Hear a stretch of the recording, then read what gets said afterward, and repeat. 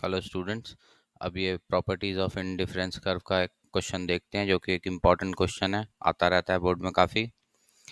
तो सबसे पहली जो हमारी फर्स्ट प्रॉपर्टी है इंडिफरेंस कर्व, स्लोप डाउनवर्ड।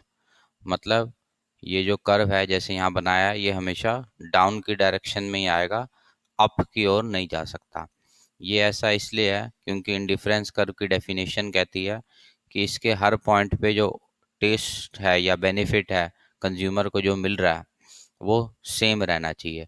जैसे कि अगर ये पॉइंट है, इसके ऊपर जो कंज्यूमर को बेनिफिट मिल रहा है, जो सेटिस्फेक्शन मिल रही है, वो इस पॉइंट पर हो, इस पर हो, इस पर हो या इस पर हो, ओवरऑल सेम रहनी चाहिए।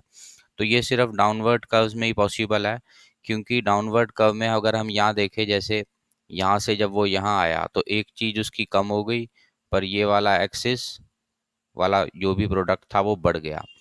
तो डाउनवर्ड कर्व्स में ऐसा होता है, एक बढ़ रहा है एक कम हो रहा है, तो ओवरऑल जो सेटिस्फेक्शन है वो सेम रहेगी। बट अपवर्ड कर्व में क्या होगा, अगर सपोज करें हम कोई कर्व अप जा रहा है, इस टाइप से अप, तो अगर कोई चीज़ अप जा रही है तो उसमें दोनों एक्सिस बढ़ेंगे। तो दोनों एक्सिस बढ़ेंगे यानी कंज्यूमर को दोनों गुड्स ज़्यादा मिल रहे हैं, तो वो फिर ओवरऑल जो सेटिस्फेक्शन है वो डिफरेंट हो जाएगी। तो इसीलिए हम कहते हैं कि इंडिफरेंस कर्व अपवर्ड नहीं जा सकता, डाउनवर्ड ही जाएगा। एक की जो कंजम्पशन है वो बढ़ेगी तो दूसरे की कम होगी, ताकि ओवरऑल जो सेटिस्फेक्शन है कंज्यूमर को मिल रही है वो सेम रहे। तो ये हमारी हुई फर्स्ट प्रॉपर्टी। अब आगे देखते हैं सेकंड प्रॉपर्टी। कह रहा है indifference curves are convex to origin. अब कॉन्वेक्स इसलिए है क्योंकि अगर अब हम इस ग्राफ को देखें, जो एक्स एक्सिस का एक यूनिट पाया, एक से दो हुआ, उसके लिए जो पहला सेक्रीफाइस किया ये 12 से 8 हुआ, यानी 4 का सेक्रीफाइस। फिर अगला अगर हम देखें, ये जो आगे बढ़ा, वो जो सेक्रीफाइस है, पहला पहला हमारा 4 का हुआ, फिर दूसरा जो हुआ हमारा 3 का हुआ, अगला देखें हम 2 का हुआ, फिर अगला 1 का हुआ। तो जो सेक्रीफाइस है धीरे धीरे वो कम होता जा रहा है, और ये जो सेक्रीफाइस कम हो रहा है इसे हम बोलते हैं MRS। और ये कम होता जा रहा है, इसी की वजह से ये जो कर्व है ये इस टाइप का कर्व आया, जैसे हम यहाँ देख रहे हैं, इसे हम बोलते हैं कॉन्वेक्स। ये स्ट्रेट लाइन नहीं है, ये कर्व ले रहा है कॉन्वेक्स शेप का। क्योंकि अगर स्ट्रेट लाइन होती वो तभी हो पाती जब ये जो सेक्रीफाइस है, जैसे यहाँ जो ये कम हुआ 4 से, 3 से, 2 से, अगर ये सब बराबर बराबर कम होते, 4 4 4 4 ऐसे होते, तभी वो ग्राफ जो है वो स्ट्रेट लाइन बन पाता। बट यहाँ पर हमने पहले भी पढ़ा है पिछली क्लासों में कि जो सेक्रीफाइस है, MRS है, वो धीरे धीरे कम होता है, और यही कारण है कि जो ये कर्व है ये कॉन्वेक्स डिजाइन का बन रहा है, कॉन्वेक्स शेप इसने ले ली। तीसरी प्रॉपर्टी, दो इंडिफरेंस कर्व्स की आपस में कभी टक्कर नहीं हो सकती, they can not intersect each other. तो इसको प्रूव करने के लिए हम एज्यूम कर लेते हैं कि let they intersect at point C, जैसे कि हम इस ग्राफ में देख रहे हैं। अब आईसी की इंडिफरेंस कर्व की डेफिनेशन कहती है कि हर पॉइंट पे ओवरऑल टेस्ट कंज्यूमर को जो मिल रहा है, सेटिस्फेक्शन मिल रही है, बेनिफिट मिल रहा है, वो सेम रहना चाहिए। तो टक्कर हुई है इन दोनों की एट पॉइंट सी, तो हमने सी पॉइंट तो एक इंटरसेक्शन का लिया ही लिया, एक इधर ए पॉइंट ले लिया IC2 पर। अब क्योंकि सी और ए दोनों IC2 के ऊपर हैं, तो इसका मतलब जो बेनिफिट है या सेटिस्फेक्शन है कंज्यूमर की, वो सी की ए के बराबर है, क्योंकि दोनों एक ही कर्व पे हैं। अब ऐसे ही हमने एक पॉइंट यहाँ नीचे ले लिया IC1 पे बी। अब सी और बी पॉइंट दोनों के दोनों हैं IC1 पे। इसका मतलब इन दोनों पे भी जो सेटिस्फेक्शन है वो सेम रहनी चाहिए। तो पहले हमने बोला C is equal to A है सेटिस्फेक्शन की टर्म्स में।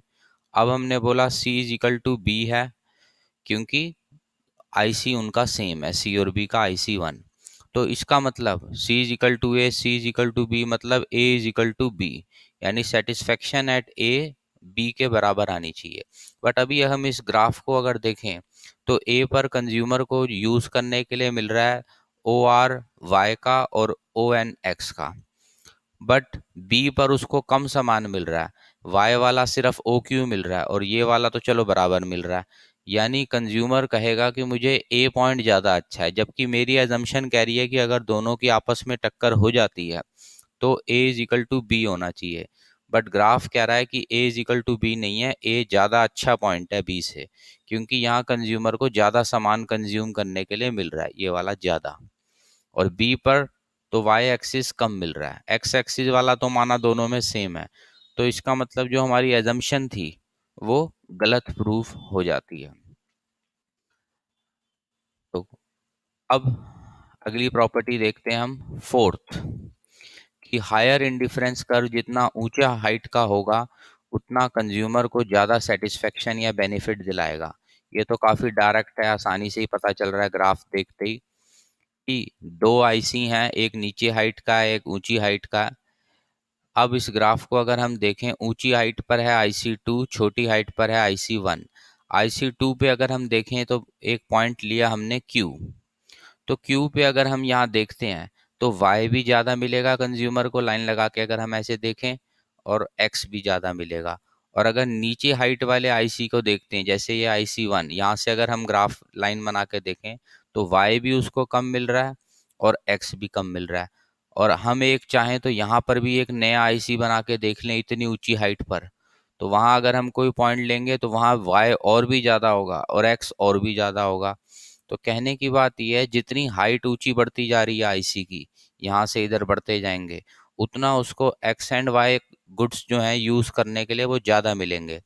और बाय डिफ़ॉल्ट अगर हमें सामान ज़्यादा मिलेगा यूज़ करने के लिए तो हमारी सेटिस्फेक्शन भी बढ़ेगी। तो यहाँ हमने ये प्रूव कर दिया, क्यू पे ज़्यादा सामान है, एस पे कम, मतलब हायर आईसी जितना होता जाएगा उतना कंज्यूमर की लाइफ में वो सेटिस्फेक्शन ज़्यादा दिलवाएगा। तो ये हमारी फोर्थ प्रॉपर्टी थी कि जितना हाई आईसी होगा उतना हमें बेनिफिट ज़्यादा मिलेगा, कंज्यूमर को सेटिस्फेक्शन का पॉइंट ज़्यादा मिलेगा, क्योंकि उसमें यूज़ करने के लिए उसे ज़्यादा गुड्स मिलेंगे।